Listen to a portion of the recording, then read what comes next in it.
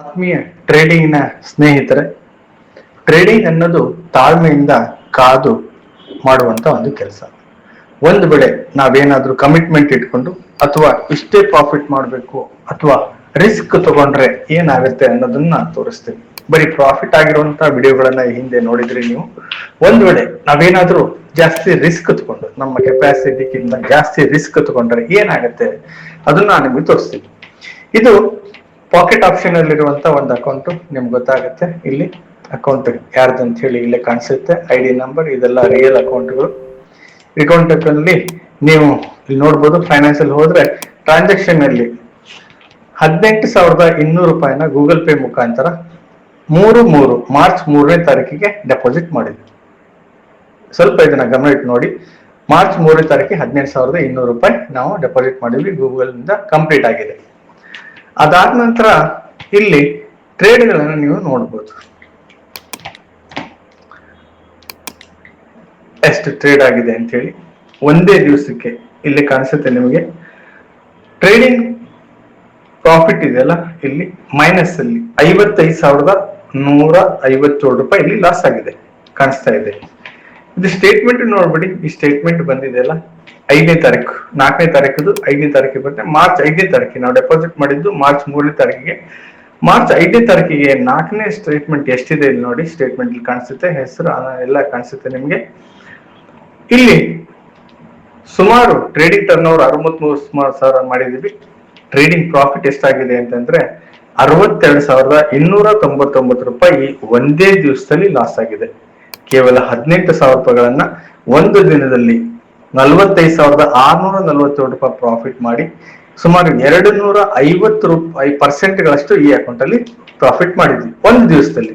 ನೀವು ಸ್ಟೇಟ್ಮೆಂಟ್ ಸಹ ನೀವು ನೋಡ್ಬೋದು. ಇಲ್ಲಿ ಟ್ರೇಡಿಂಗ್ ಸ್ಟೇಟ್ಮೆಂಟ್ ಅಂತ ಹೇಳಿ ಕಾಣಿಸುತ್ತೆ. ಇಲ್ಲಿ ಯಾವತ್ತು ಅಂತ ಹೇಳಿ ಮಾರ್ಚ್ 5ನೇ ತಾರೀಕಿಗೂ ಕಾಣಿಸುತ್ತೆ. ಟ್ರೇಡಿಂಗ್ ಪ್ರಾಫಿಟ್ 62,299 ರೂಪಾಯಿ, 63,842 ರೂಪಾಯಿ ಮಾಡಿದ್ದಂತ ಇದು 62,299 ರೂಪಾಯಿ ಇಲ್ಲಿ ಒಂದೇ ದಿವಸಕ್ಕೆ ಲಾಸ್ ಆಗಿದೆ. ಇದು ಕಾಣಿಸುತ್ತೆ ನಿಮ್ಗೆ. ಅಂದ್ರೆ ನಾವು ಕಮಿಟ್ಮೆಂಟ್ ಇಟ್ಕೊಂಡು ಮಾಡಕ್ ಹೋದ್ರೆ ಈ ತರ ಆಗತ್ತೆ. ಅದೇ ತರ ಇನ್ನೊಂದು ಅಕೌಂಟ್ ನಾನು ತೋರಿಸ್ತೀನಿ. ಇದು ಕ್ಯೂಟೆಕ್ಸ್ ಅಂತ ಹೇಳಿ ಟ್ರೇಡಿಂಗ್, ಬೈನರಿ ಆಪ್ಷನ್ ಟ್ರೇಡಿಂಗ್ ಅಲ್ಲಿ ಮಾರ್ಚ್ 23 ತಾರೀಕಿಗೆ 9,000 ರೂಪಾಯಿಗಳನ್ನ ಇಲ್ಲಿ ಡೆಪಾಸಿಟ್ ಮಾಡಿದ್ವಿ. ಈ ಅಕೌಂಟ್ ಅಲ್ಲಿ ಡೆಪಾಸಿಟ್ ಮಾಡಿ ಇದು ಟ್ರೇಡ್ ನೋಡಿ ನಿಮ್ಗೆ. ಇವತ್ತು 31ನೇ ತಾರೀಕು ಇಲ್ಲಿ ಕಾಣಿಸುತ್ತೆ ನಿಮ್ಗೆ 31ಗೆ. ಈ ಟ್ರೇಡ್ ಗಳನ್ನ ನೋಡ್ಬೋದು. ಲೈವ್ ಅಕೌಂಟ್ಗಳು ಇಲ್ಲಿದೆ ಟ್ರೇಡ್. ಇದು ಕಮಿಟ್ಮೆಂಟ್ ಹೇಗಂದ್ರೆ ನಾಳೆ ನಮ್ಮ ಕಮಿಟ್ಮೆಂಟ್ ತೀರಿಸಲೇಬೇಕು ಅನ್ನೋ ಒಂದು ಕಮಿಟ್ಮೆಂಟ್ ಇರುತ್ತಲ್ಲ, ನಾವ್ ಯಾರಿಗೂ ಕೊಡ್ಬೇಕಾಗಿರುತ್ತೆ, ಬಾಡಿಗೆ ಆಗ್ಲಿ ಅಥವಾ ಯಾವ್ದೋ ಕಮಿಟ್ಮೆಂಟ್ ತೀರ್ಸಕ್ ಹೋಗ್ಬೇಕು ಅಂತ ಇದಕ್ಕೆ ಅತಿ ಹೆಚ್ಚು ರಿಸ್ಕ್ ತಗೊಂಡಿದ್ದಕ್ಕೆ ನೀವು ನೋಡಿ 2,000 ರೂಪಾಯಿದು ಟ್ರೇಡ್ ಆಗಿದೆ. ಇಲ್ಲಿ 1 2 3 4 5 6 7 8 9 18,000 ರೂಪಾಯಿಗಳನ್ನ ಒಂದೇ ಬಾರಿಗೆ ನಾವು ಇಲ್ಲಿ ಡೆಪಾಸಿಟ್ ಅಂದ್ರೆ ಟ್ರೇಡ್ಗೆ ಹಾಕಿದ್ವಿ. ಅದು ರಿವರ್ಸ್ ಆಯ್ತು. ಯಾಕಂದ್ರೆ ಯಾವಾಗ್ಲೂ ನಾವು ಪರ್ಫೆಕ್ಟ್ ಇರೋದಿಲ್ಲ. ಕನ್ಫರ್ಮ್ ಅನ್ಕೊಂಡಿರೋದು ಕೆಲವೊಂದ್ಸರಿ ಲಾಸ್ ಆಗಿದೆ ನೋಡಿ ಕಾಣಿಸಿದೆ. ಸುಮಾರು ಈ ಅಕೌಂಟ್ ಅಲ್ಲಿ ಕ್ಯೂಟೆಕ್ಸ್ ಈ ಅಕೌಂಟ್ ಅಲ್ಲಿ 155% ಪ್ರಾಫಿಟ್ ಮಾಡಿದ್ವಿ ನಾವು ಈ ಅಕೌಂಟ್ ಅಲ್ಲಿ. ಅಂದ್ರೆ ಎಷ್ಟು ಪ್ರಾಫಿಟ್ ಮಾಡಿದ್ವಿ ಅಂತಂದ್ರೆ ನಿಯರ್ಲಿ ಈ ಅಕೌಂಟ್ ಅಲ್ಲಿ 27,487 ರೂಪಾಯಿಗಳನ್ನ ಈ ಅಕೌಂಟ್ ಅಲ್ಲಿ ಪ್ರಾಫಿಟ್ ಮಾಡಿದ್ವಿ ಈ ಕ್ಯೂಟೆಕ್ಸ್ ಅಲ್ಲಿ ಒಂದೇ ದಿವಸದಲ್ಲಿ. ಅದು ಒಂದು ಎಷ್ಟು ಅಮೌಂಟ್ ಅಂತಂದ್ರೆ ನಿಯರ್ಲಿ 27,487 ರೂಪಾಯಿ ಈ ಅಕೌಂಟ್ ಅಲ್ಲಿ ನಾವು ಅತಿ ಹೆಚ್ಚು ರಿಸ್ಕ್ ತಗೊಂಡು ಕಮಿಟ್ಮೆಂಟ್ ತೀರ್ಸೋಕೆ ಹೋಗುವ ಧಾವಂತದಲ್ಲಿ ನಾವು ಲಾಸ್ ಮಾಡ್ಕೊಂಡಿದ್ವಿ.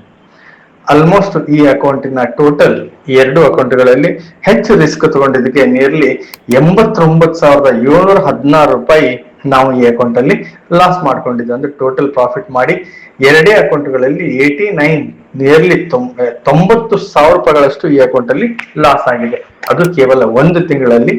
ಇದು ನಮ್ಮದೇ ಅಪರಾಧ, ಇದು ಮಾರ್ಕೆಟಿನ ಅಪರಾಧ ಅಲ್ಲ. ಯಾಕಂದ್ರೆ ನಮಗೆ ಸಿಸ್ಟಮ್ಯಾಟಿಕ್ ಆಗಿ ಟ್ರೇಡ್ ಮಾಡೋದು ಗೊತ್ತು. ಆದ್ರೆ ಕೆಲವೊಂದು ಸಾರಿ ಕಮಿಟ್ಮೆಂಟ್ ತೀರಿಸ್ಬೇಕು ಅಂತ ಹೇಳಿ ಯಾರಿಗೂ ತೋರಿಸ್ಬೇಕು ಅನ್ನುವಂತ ನಾವು ಹರಿಬಿರಿಲಿ ಏನಾಗುತ್ತೆ ಅಂದ್ರೆ ಈ ತರ ಮಾಡ್ಕೊಂಡು ಲಾಸ್ ಮಾಡ್ಕೊಂಡಿದ್ವಿ. ಅದರಿಂದ ನಾವು ತಾಳ್ಮೆಯಿಂದ ಮಾಡಿದ್ರೆ ಮಾತ್ರ ಪ್ರಾಫಿಟ್ ಮಾಡೋದಕ್ಕೆ ಸಾಧ್ಯ.